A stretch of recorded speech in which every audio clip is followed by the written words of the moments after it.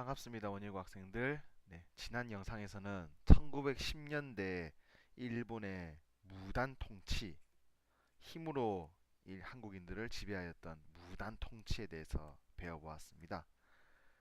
이번 영상에서는 1920년대 일본의 문화 통치에 대해서 한번 배워보도록 하겠습니다. 1910년대 일본의 무단 통치, 힘으로 한국인들을 지배하던 모습이었습니다. 이 무단 통치가 1920년이 되면서 문화 통치로 바뀌게 된 데는 한 가지 결정적인 이유가 있었습니다. 그 이유는 바로 1919년에 있었던 3.1 운동입니다. 1910년대 무단 통치 시기에 쌓여있던 조선인들의 불만이 쌓이고 쌓이다가 결국 터져서 전국적인 만세운동으로 일어났던 3.1 운동. 이때 일본은 깨닫게 됩니다. 조선인들을 계속 힘으로 찍어 누르는 것은 불가능하다는 것을 말이죠. 그러면서 소위 말하는 문화 통치를 실시하기 시작합니다. 학습지 앞바닥을 보면 1920년에 파견되었던 조선 총독 사이토 마코토가 발표했던 내용이 있습니다. 문화제도의 혁신으로 조선인을 이끌어서 행복과 이익의 증진을 취하고 내지인 일본인과 동등하게 취급하겠다. 네, 겉으로 보면은 문화 통치의 내용은 이제부터 조선인들을 차별하지 않겠다라는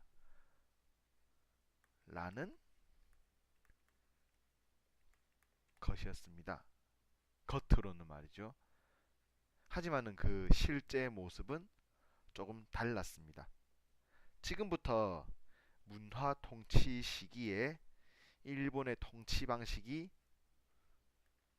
표면적으로 겉으로는 어떻게 바뀌었는지와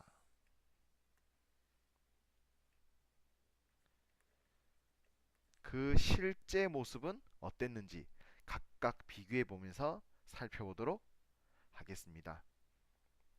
첫 번째입니다. 무단 통치 시기 조선에 파견되었던 관리들 중에서 최고 우두머리를 우리는 조선 총독이라고 한다. 지난 시간에 얘기를 했습니다. 그동안 조선 총독은 군인 출신 무관만 임명이 되었었는데 1920년 문화 통치가 실시되면서 이렇게 발표합니다. 총독의 문관도 임명하겠다라고 말이죠. 그동안 우리가 군인 출신만 조선에 파견해서 너희들을 너무 힘으로 무식하게 다스렸구나.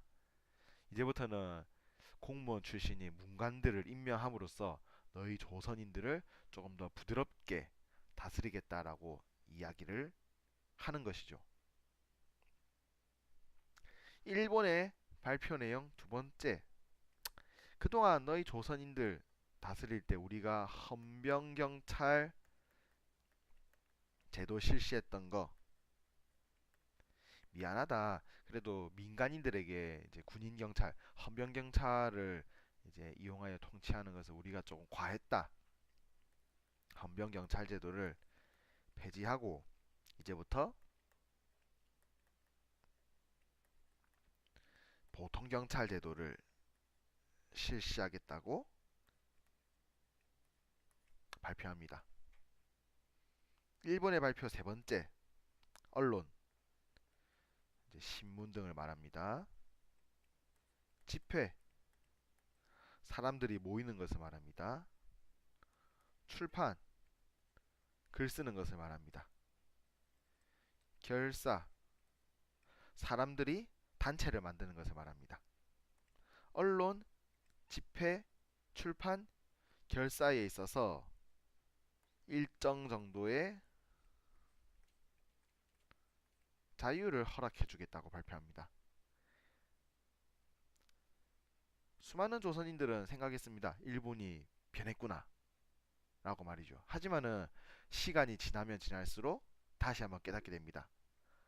일본이 실시했던 문화 통치의 이 여러 가지 제도들은 우리 조선인들을 속이기 위한 거짓말이었다는 사실을 말이죠. 네, 오늘의 문화 통치 부분에서 가장 중요한 부분은 일본이 실시했던 이 여러 가지 부드러운 정책들, 이 정책들이 실제로는 조선인들에게 조선인들을 속이기 위해서 어떻게 운영되었는지, 이 부분이 오늘의 핵심 주제라고 볼 수 있겠습니다. 네, 하나씩 보겠습니다. 첫 번째, 조선 총독의 문관들을 임명할 수 있다.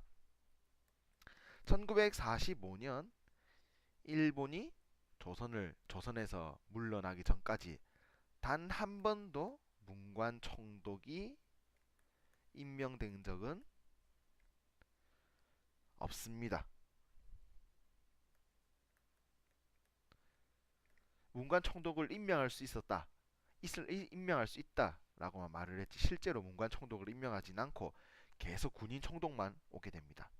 둘째, 보통 경찰 제도를 도입함으로써 조선인들에게 조금 더 공정하고 공정한 법의 적용을 실시하겠다라고 발표를 했었는데, 자, 실제로는 경찰의 규모나 장비가 매우 크게 증가합니다.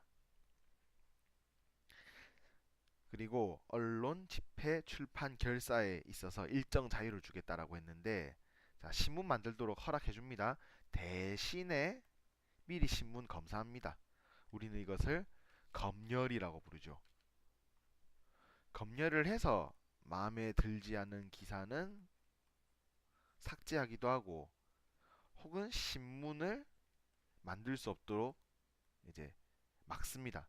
신문을 만들지 못하는 것을 정관이라고 하는데요. 이제 사전에 검열을 통해서 기사를 살펴보고 마음에 들지 않는 기사는 삭제하거나, 혹은 신문사가 그 지시에 따르지 않으면 신문을 만들 수 없도록 정관시키기도 하였습니다. 그리고 집회, 사람들이 모이고 결사, 사람들이 모임을 가지는 이러한 행동들을 조금 더 탄압하기 위한 법으로서 치안 유지법이라는 것을 만듭니다. 겉으로는 공산주의, 사회주의 등의 활동을 방지하는 내용을 담았지만은 사실은 조선인들의 독립운동을 적극적으로 탄압하기 위해서 만들어진 법이었습니다. 지금까지 문화 통치 시기에 실시되었던 일본의 기만 정책, 속인다는 것을 기만이라고 하죠. 기만 정책과 그 실제 모습을 보았습니다. 시간이 가면 갈수록 조선인들은 일본의 문화 통치가 사실은 우리를 속이기 위한 정책이다라는 것을 깨닫게 되었습니다. 그런데 이 문화 통치가 실시되었던 목적이 무엇이었을까요? 일본이 문화 통치를 실시했던 근본적인 목적은 바로 실제로는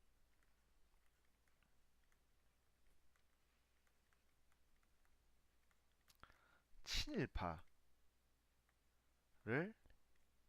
기르기 위함이었지요.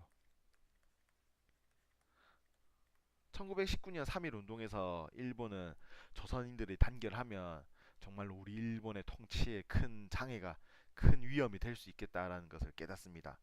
그래서 일정한 부분에서 약간의 자유를 허락해주는 이 문화 통치를 통해서 조선인들의 단결을 약화시킵니다. 일부 조선인들은 일본이 실시했던 문화 통치의 표면적인 부분만을 믿게 되는 것이죠. 그러면서 이렇게 생각합니다. 일본이 변했구나. 그러면 앞으로 우리가 일본에 협력하게 되면 일본은 우리 조선을 더욱더 잘 살게 만들어 줄 수 있을 것이고, 우리 일본이 앞으로 우리 조선이 독립할 수 있겠다라고 생각하게 됩니다. 이렇게 만들어지는 친일파가 앞으로 우리의 독립운동에 있어서 가장 큰 장애물로 등장하게 되는 것입니다. 이어서 1920년대 문화 통치 시기에 실시되었던 경제 침략의 모습을 보도록 하겠습니다. 일본의 경제 침략, 1970년대, 20년대 실시되었던 경제 침략의 모습을 또 다시 두 가지로 구별해서 볼 수 있겠는데요. 그 중에 하나가 바로 산미증식 계획입니다. 1920년대 들어가면서 일본 내에서 쌀이 부족한 현상이 발생하게 됩니다. 그러자 일본은 생각합니다. 조선의 쌀 생산량을 증가시키자. 조선의 쌀 생산량을 증가시켜서 우리 일본에게 필요한 식량을 공급하도록 하자라고 계획을 세우게 됩니다. 그래서 발표했던 법이 조선 산미증식 계획 요강이라는 것입니다. 학습지 뒷바닥을 보면 나와 있습니다. 일본 내의 쌀 소비는 그 부족분, 외국의 공급에 의지하고 있다. 쌀의 공급이 부족해진다. 그렇기 때문에 쌀의 증수, 생산 증가를 늘릴 수 있는 계획을 만들어서 일본 제국의 식량 문제를 우리가 해결하자라고 발표를 하는 것이죠. 이 식량 생산 증가 계획이 실시되었던 곳이 바로 식민지 조선이었던 것입니다. 그래서 일본인들은 조선인들에게 이렇게 말합니다. 우리가 너희를 도와서 조선 내 쌀 생산량을 증가시키도록 하겠다. 그러면은 너네 조선인들도 쌀을 풍족하게 먹고 남는 쌀은 우리 일본이 가져가게 되고 너희도 좋고 우리도 좋은 방법이 아니냐라고 말을 하면서 실제로 땅을 개간하고 그다음에 댐이나 보를 만들고 화학 비료를 사용함으로써 조선의 쌀 생산량을 늘리는데 성공합니다. 그래프를 보겠습니다. 학습지 뒷면에 있는 산미증식 계획의 결과입니다. 노란색 쌀 생산량을 나타내는 막대 그래프인데요. 보시면은 조선의 쌀 생산량이 12,000에서 17,000 약 1.5배 증가하는 것을 볼 수 있습니다. 그런데 문제는 말이죠. 파란색 쌀의 일본 반출을 혹은 유출이라고 부릅니다. 쌀이 일본으로 흘러나간 유출량이 1750에서 7450 약 5배가 늘어나게 됩니다. 쌀 생산량은 1.5배가 늘었지만은 쌀 유출량, 일본으로 가져가는 쌀의 유출량은 5배로 늘면서 빨간 그래프 한국인들의 쌀 소모량, 한국인들이 먹는 쌀의 양은 점점 줄어드는 결과를 가지고 오게 됩니다. 생산량보다 쌀 유출량이 크게 증가하면서 수많은 조선인들은 산미증식 계획이 실시되기 전보다 오히려 굶기 시작합니다.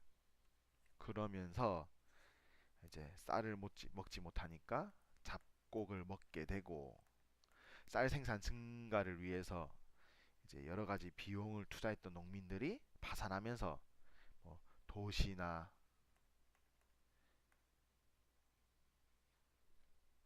잠시만요.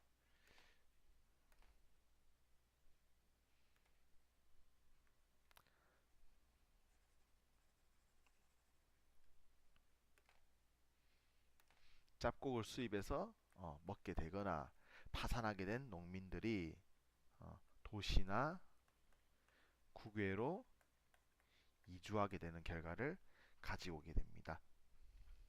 일본의 경제 침략 첫 번째 내용 산미증식 계획이었습니다. 두 번째 내용을 보도록 하겠습니다. 1910년대 일본이 발표했던 법입니다. 조선에서 경제 활동을 하기 위해서 회사를 만들기 위해서는 조선 청독의 허가를 받아야 된다 라고 발표했던 법 기억하십니까? 바로 회사령이 있었지요. 회사를 만들기 위해서는 조선 청독의 허가를 받아야 된다라고 하는 회사령이 1920년대 들어서 폐지됩니다. 네, 겉으로는 조선인들에게도 경제 활동을 할 수 있는 기회가 열리게 되는 것입니다. 이제부터 회사를 만들기 위해서는 허가를 받는 대신 신고만 하면 된다라고 얘기를 합니다. 네, 그 결과는 과연 어땠을까요? 그래프를 함께 보도록 하겠습니다. 조선인과 일본인이 가지고 있는 회사의 규모를 이제 나타낸 그래프입니다. 회사령이 폐지된 직후였던 1920년대 조선인과 한국인과 일본인이 가지고 있던 회사의 규모 차이입니다. 회사령이 폐지되면서 한국인이든 일본인이든 누구든지 신고만 하고 자유롭게 경제 활동을 하게 될 수 있겠습니다. 그 결과 오히려 한국인과 일본인이 가지고 있는 회사의 규모 차이가 증가하게 됩니다. 이미 1910년대 충분한 성장을 가졌던 일본 회사, 1920년대 새롭게 설립되는 한국인 회사, 겉으로 보기에는 공정한 경쟁이었지만 실제로는 일본인들에게만 유리했던 불리한 환경이었던 것이죠. 네, 회사령이 폐지되고 누구든지 경제 활동을 할 수 있다. 네, 신고 제도가 도입되었지만은 오히려 일본 회사와 한국 회사의 격차가 크게 증가하는 결과를 가지고 오게 됩니다.